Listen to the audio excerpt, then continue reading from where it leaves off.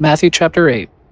Now when Jesus came down from the mountain, large crowds followed him, and behold, a leper came to him and was bowing down before him, and said, Lord, if you are willing, you can make me clean.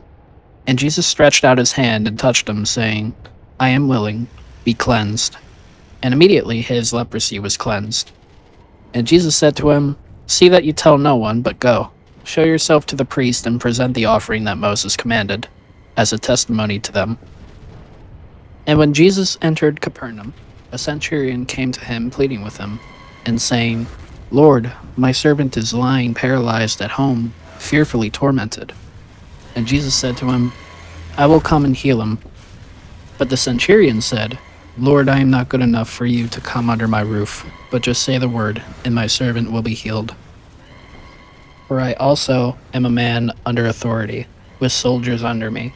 And I say to this man, Go, and he goes, and to another, Come, and he comes, and to my slave, Do this, and he does it. Now when Jesus heard this, he marveled, and said to those who were following, Truly I say to you, I have not found such great faith with anyone in Israel.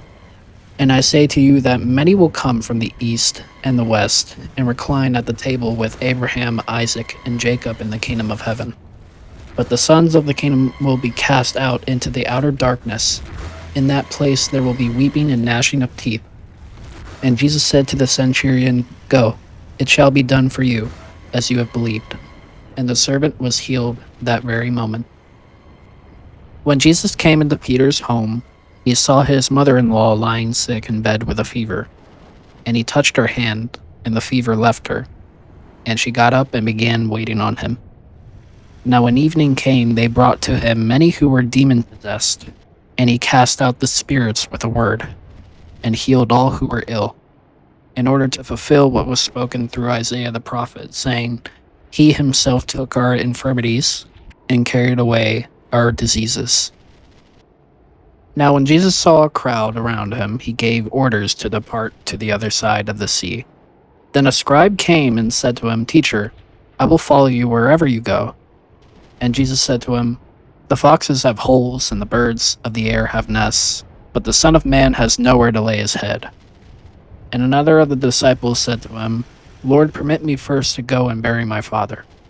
But Jesus said to him, Follow me and allow the dead to bury their own dead. And when he got into the boat, his disciples followed him.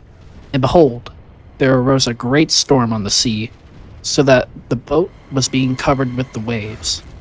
But Jesus himself was sleeping.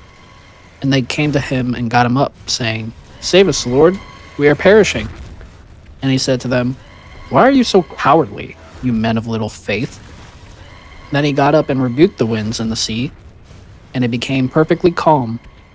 And the men marveled, and said, What kind of a man is this, that even the winds and the sea obey him? And when he came to the other side, into the region of the Gadarenes, 2 men who were demon-possessed met him as they were coming out of the tombs. They were so extremely violent that no one could pass by that way. And behold, they cried out, saying, What do we have to do with you, Son of God? Have you come here to torment us before the time? Now there was a herd of many swine feeding at a distance from them.